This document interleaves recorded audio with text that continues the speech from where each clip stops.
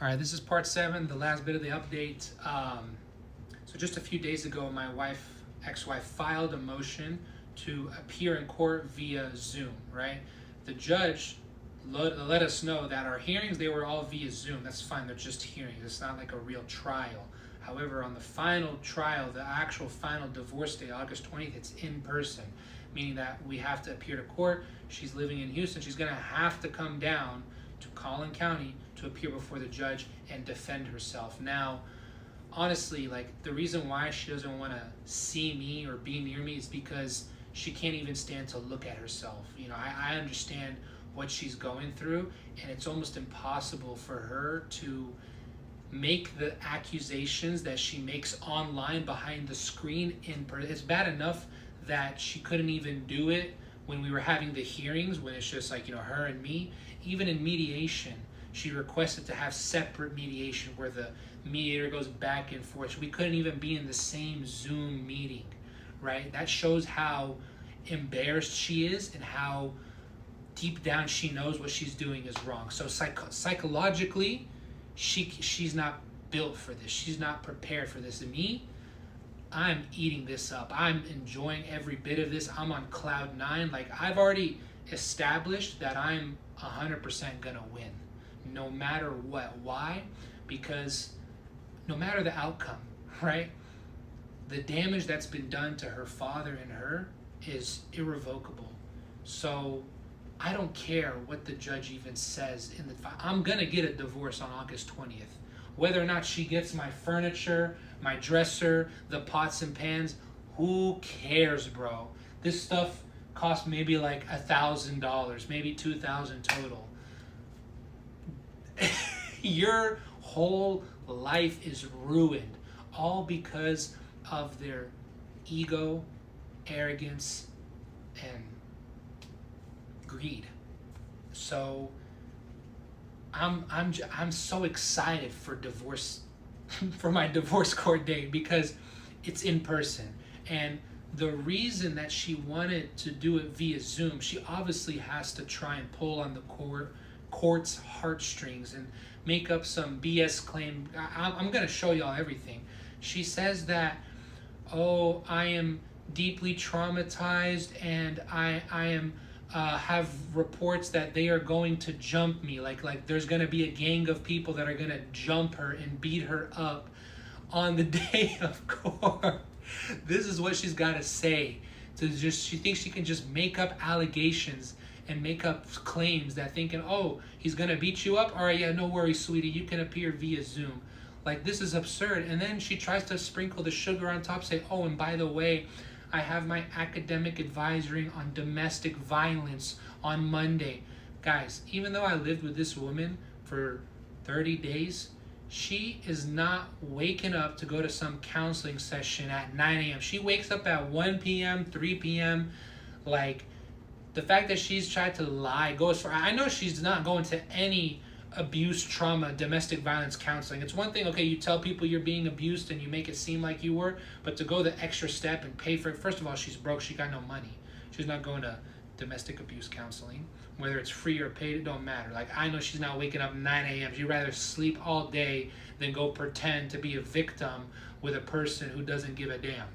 So, yeah, she's just trying to, like, you know, pull the same antics. Oh, I'm a vulnerable, sensitive woman who's scared for her life in danger, so I need his house, I need his money, I need this motion to be sealed, I need you to come to have the court in Houston. Like, all this nonsense, it's not going to go in her favor, okay? So that's the end of it. That's the update I have so far. I'm sure once all this goes public, it's going to cause another reaction, or maybe they're just going to take their L and, you know, flee the country. Like, honestly, I could totally see Tima doing the same thing with her father. Her father was embarrassed about his narcotics charge in 2006, had to fool the people by changing his name. Tima's going to have to change her name. Maybe she's going to have to rename her name to something else to fool some other unlucky guy. But you know what? I did my part. I want you guys to do your part. The whole purpose of this is to make sure it gets views, to make sure people are spread awareness. That way, friends, families, and relatives more than just the immediate ones, but the second, third, fourth hand friends and families. They all see, they're all aware of this in the community, and maybe, just maybe, there's a small chance that they would come and say, like, listen, we're sorry, here's your $31,000 for the wedding, please take down the video. I'm more than happy to do that. So again, repost all these videos, please like it all, comment, just do whatever you got to do to make this engagement go up, y'all, because the only reason why I'm in the situation I am right now, where everything is going fine, alhamdulillah, is because I got time. Is because there was awareness. If I never took this to social media, she would probably keep on escalating and seeing how far they can get away poking me with the stick. You know, thankfully they haven't gone the extra step and accused me of like SA, you know, the R word and stuff like that, because at the end of the day, it doesn't matter what side of the story. Once that allegation is out there, it's, you know, it sticks with you. So, you know, again, you know, don't consider this as like, oh, you're backbiting and gossiping. Like, I am defending myself, protecting myself through my voice on social media. This isn't something that, oh, we can settle with fists or no. Words got to be fought with words. Evidence got to be fought with evidence. And this is what I'm doing. I tried going the least confrontational, respectful, honorable way, and I've been slowly escalating it and matching it to their proportionality, right? They went in for the kill shot, they failed, and now I'm in the position. So I have to take advantage of this position and make sure I smear the floor with them. Make sure I completely discredit her and her father, where it doesn't matter whatever they say, they're never going to believe the drug dealer. They're never going to believe the cheater. They're never going to believe the fraudulent Social Security abuser. That's what I had to do in order to prevent them to stop oppressing me. So please, again, reshare this with everyone, comment, engage, and try and promote this, even if you don't think, oh, like, you know, I don't want to repost this, it's too, you know, toxic or whatever. Forget about yourself for 1 second and think about my situation, all right? Well, my situation, alhamdulillah, it turned out for the great. There's other stuff that helped, you know, I'm no longer on food stamps anymore.